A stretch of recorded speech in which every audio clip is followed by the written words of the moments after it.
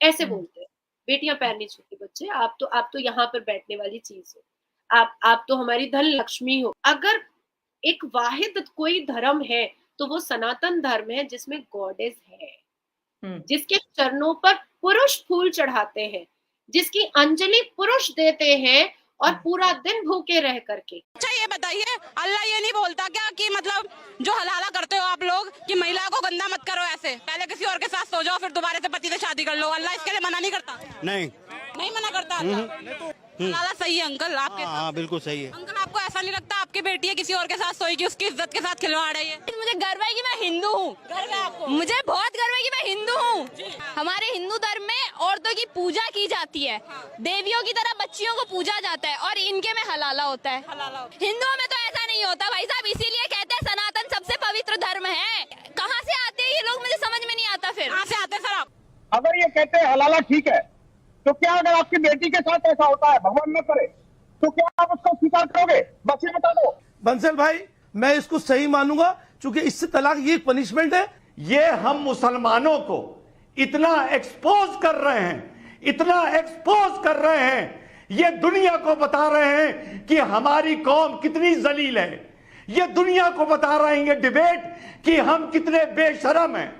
अब ये जो तीन बैठे हुए हैं, इनसे ये पूछो राकेश भाई कि हलाला के साथ साथ में तुम लौंडी रखने को भी जायज मानते हो? ठीक है। हेलो दोस्तों, स्वागत है आपका आर न्यूज चैनल में एक और लेटेस्ट वीडियो के साथ। वीडियो काफी शानदार होने वाला है, इसलिए अंत तक जरूर देखें। दोस्तों, इस्लाम में हमेशा पुरुष को ज्यादा प्रायोरिटी मिलती है बल्कि महिलाओं को कम, और इस्लाम के ठेकेदारों के द्वारा महिलाओं को केवल खेती माना जाता है और केवल संभोग की एक वस्तु समझा जाता है। और इसी कारण बहुत सी महिलाओं, लड़कियों और पुरुषों ने इस्लाम को छोड़कर सनातन धर्म में प्रवेश कर लिया है। तो इस मुद्दे पर नाजिया इलाही खान और रिजवान अहमद ने अपना क्या पॉइंट ऑफ व्यू रखा है, ये आपको इस वीडियो में देखने को मिलेगा। तो दोस्तों, वीडियो काफी शानदार होने वाला है, इसलिए अंत तक जरूर देखें और वीडियो पसंद आए तो ज्यादा से ज्यादा शेयर करें ताकि हमारे और भी भाई इस वीडियो का आनंद उठा सके। तो चलिए दोस्तों, देखते हैं मेन वीडियो। बिल्कुल सही है। इसमें मैं एक चीज ऐड करूंगी और आपसे पूछना भी चाहूंगी। देखिए, अगर हम इस्लाम की बात करते हैं, जैसे ईरान की हिस्ट्री की बात की, इस्लाम 1400 साल पहले आया। सनातन धर्म की बात करते हैं तो कहा जाता है कि 10,000 साल पहले, या फिर आज तक किसी को इसकी हिस्ट्री ही नहीं पता कि इस रिलीजन का जो है, ये इस धर्म का आगाज इस जमीन पर कब और कैसे होता है। लेकिन सवाल ये है कि 10,000 साल पहले अगर हम सनातन धर्म की बात करते हैं तो उसमें 10,000 साल पहले भी महिलाओं को एक बड़ा खास किस्म का जो है रिस्पेक्ट मिलता था। गॉडेसेस किसी भी रिलीजन में नहीं है, सनातन धर्म में है। कौन मजहब ऐसा है जहाँ पे एक जिसे बोलते हैं ना, फीमेल को पूजा जाता है और मेल जाते हैं वहां पर। तो सनातन धर्म में तो ये चीज कभी नहीं हुई ऐसा कि औरतों पे सख्ती करो, इन्हें मारो, इन्हें हिजाब पहनाओ। हालांकि 10,000 साल की हिस्ट्री है। संत की बात बताती हूँ शैला, जो अपने अपनी विचारधारा रखते हैं, संत और महंत जो अपनी विचारधारा रखते हैं, और काफी लोग बैठे हुए होते हैं। तो अभी हालिया में मैंने विजिट किया था, तो मैं सिर्फ सुन रही थी।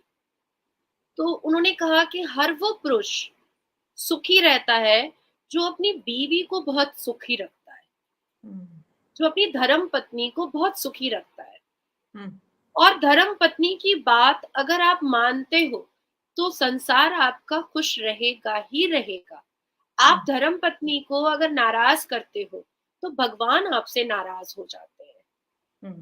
बेटियों को ये लक्ष्मी मानते हैं, बहू को ये घर में मतलब एक पूजनीय की तरीके से मानते हैं।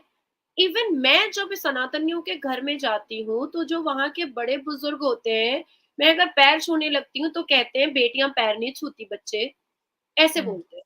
बेटियां पैर नहीं छूती बच्चे, आप तो यहाँ पर बैठने वाली चीज हो। आप तो हमारी धन लक्ष्मी हो। आप अपना पैर लेकर आए हो हमारे घर पर, समझो लक्ष्मी आई है हमारे घर पर। तो आप सोचो कि कितना मान है।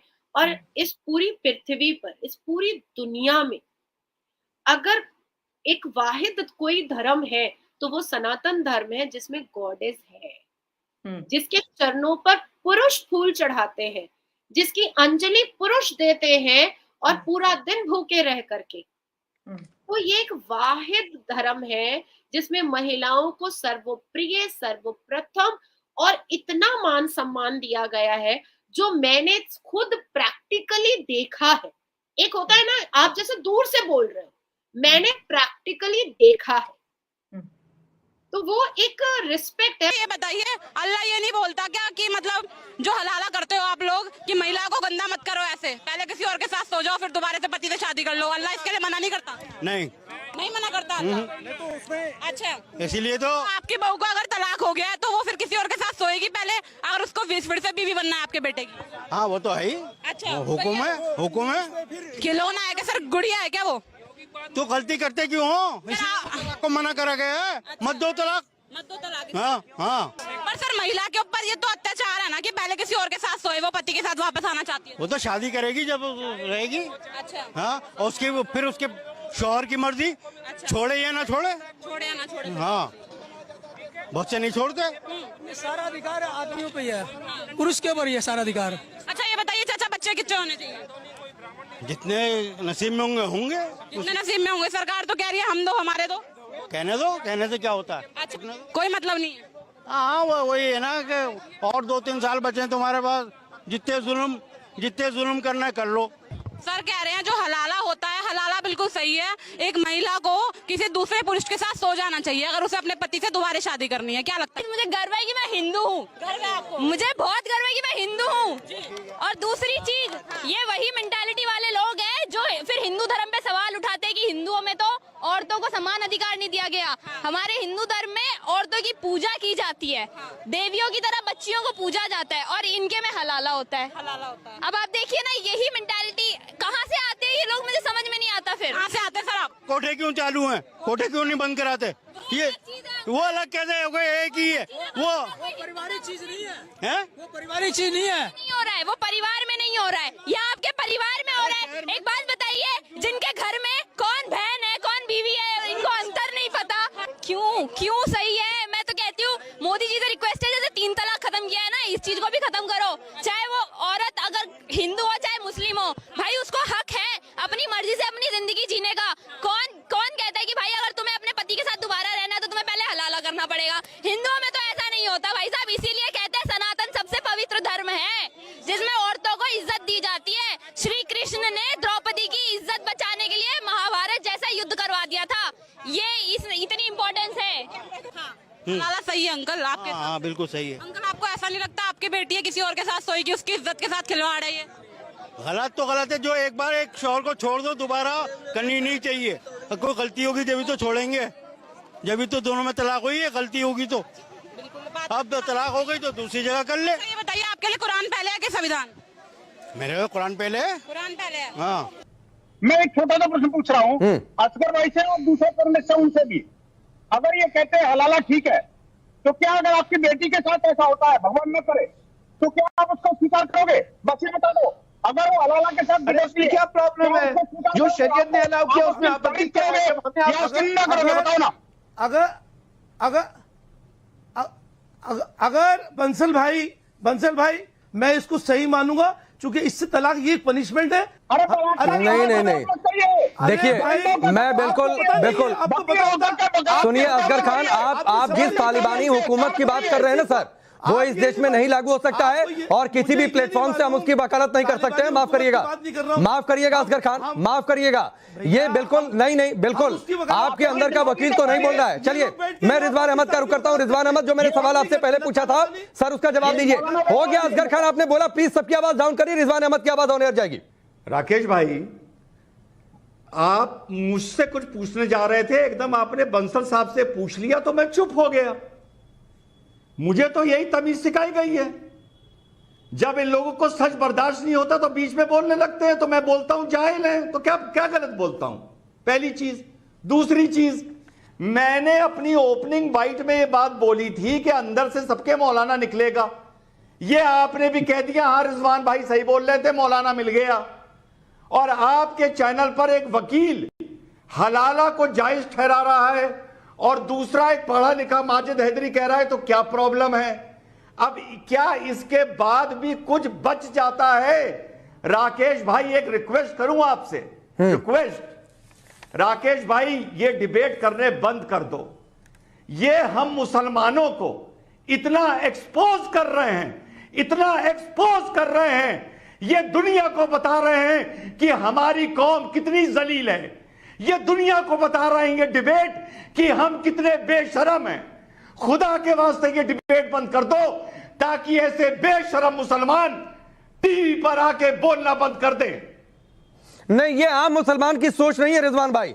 मुट्ठी भर लोग हैं जो इस तरीके की बातें करते हैं। आम मुसलमान बहुत ज्यादा प्रोग्रेसिव हो चला है। ये सबकी सोच है राकेश, नहीं गलत कह रहे हो, ये सबकी सोच है, मैं जानता हूं, ये सबकी सोच है। रिजवान राकेश पांडे भाई, राकेश पांडे भाई, कुरान शरीफ की कुछ आयतों में, ये कुरान शरीफ की कुछ आयतों में और कुछ हदीसों में उस जमाने के हिसाब से जो बांदियां होती हैं, जिसको हिंदी की भाषा में सब जेंट्स बैठे हैं, जेंट्स को सबको समझाना पड़ेगा, जिनको लौंडी कहा जाता था, वो आपको अधिकार था आपकी पत्नी के अलावा कि जो भी वो औरतें आपके अधीन आती थी उसकी भी मान्यता कहीं कहीं उस जमाने के हिसाब से मिली हुई थी। अब ये जो तीन बैठे हुए हैं, इनसे ये पूछो राकेश भाई कि हलाला के साथ साथ क्या 2022 में तुम लौंडी रखने को भी जायज मानते हो? ठीक है रिजवान भाई, प्लीज थोड़ा सा शादी ठीक है, और 4-5 लौंडी साथ में रखे। दोस्तों, कोई भी इंसान धर्म या मजहब के नाम पर अपनी आंखों के सामने अपनी बहन, बेटी या माँ की इज्जत लूटते हुए नहीं देख सकता, लेकिन कुछ विशेष समुदाय के लोग इसे बिल्कुल जायज मानते हैं और अपनी दुकान चलाने या फिर ये कहें कि मजहब के नाम पर महिलाओं का मानसिक या शारीरिक शोषण करना इनकी आदत बन गई है। इसीलिए हलाला जैसी कुरीति को ये खुले मंच पर कहते हैं कि ये जायज है। और इन लोगों का मानना ये भी है कि भारत सरकार के द्वारा जैसे 3 तलाक को बंद किया गया था, वैसे हलाला पर कोई भी कार्रवाई नहीं होनी चाहिए। और इस विशेष समुदाय के लोग हलाला को लेकर इस प्रकार की बयानबाजी देकर नेशनल टीवी पर लोगों को गुमराह करते हैं और गलत रास्ता दिखाते हैं। दोस्तों, ये लोग इतने बेशरम है कि डिबेट में आए लोगों ने, या फिर ये कहें कि रिपोर्टर के द्वारा जब बुजुर्ग मुस्लिम को हलाला को लेकर ये सवाल पूछा गया कि यदि भगवान ना करे कल को अपनी बेटी बहू का तलाक हो जाए तो क्या वो अपनी आंखों के सामने गैर मर्द के साथ अपनी बेटी को सुलाने में बिल्कुल भी झिझक नहीं करेंगे क्या? तो इस बात पर डिबेट में आए मुस्लिम पैनलिस्ट ने बेशर्मों की तरह ये बात बोल दी कि अगर हमारी बेटी या बहू का भी हलाला होता है तो वो इस चीज को कराने में बिल्कुल भी शर्म महसूस नहीं करेंगे, चाहे वो उनकी आंखों के सामने हो या फिर उसके पीठ पीछे हो। दोस्तों, इन्हीं सभी कुरीतियों से परेशान होकर या फिर ये कहें कि इस विशेष समुदाय की महिलाओं का जब शारीरिक और मानसिक शोषण हुआ तो बहुत सी महिला और पुरुषों ने हिम्मत दिखाकर ऐसी कुरीति वाले मजहब को ही छोड़ दिया। दोस्तों, ऐसा नहीं है कि कुरीति किसी मजहब या धर्म में ना हो, लेकिन समय के साथ उसे परिवर्तन करना या फिर उसमें बदलाव लाना यही प्रकृति का नियम है। और आज के समय में बहुत से लोग इस पर काम भी कर रहे हैं और जो कुरीति अपने मजहब या धर्म में है उसे वो दूर करने में भी लगे हुए हैं। जैसे कि सऊदी अरब ने हाल ही में या बीते पिछले कुछ दिनों में अपने मजहब को लेकर बहुत से परिवर्तन भी किए हैं जो कि मानवता के हित में थे और साथ में अन्य धर्मों के लोगों को भी बढ़ावा दिया ताकि 21वीं सदी में रहते हुए भी वो दुनिया से ना कटे। लेकिन दोस्तों, यहाँ के विशेष समुदाय के लोगों को ये बात बिल्कुल भी समझ में नहीं आती और ये लोग कन्वर्टेड होते हुए भी ऐसे दिखाते हैं जैसे कि सऊदी अरब को इन्होंने जाकर कन्वर्ट किया हो। तो दोस्तों, वीडियो के बारे में आपकी क्या राय है कमेंट बॉक्स में जरूर बताएं और वीडियो पसंद आए तो ज्यादा से ज्यादा शेयर करें ताकि हमारे और भी भाई इस वीडियो का आनंद उठा सके। और वीडियो किसी भी एंगल से पसंद आए तो वीडियो को लाइक करें, चैनल को सब्सक्राइब करें, साथ में बेल आइकन को प्रेस करें ताकि हमारे आने वाले वीडियोस का नोटिफिकेशन आपको तुरंत प्रभाव से मिल जाए। मिलते हैं अगले वीडियो में। जय हिंद, राम राम।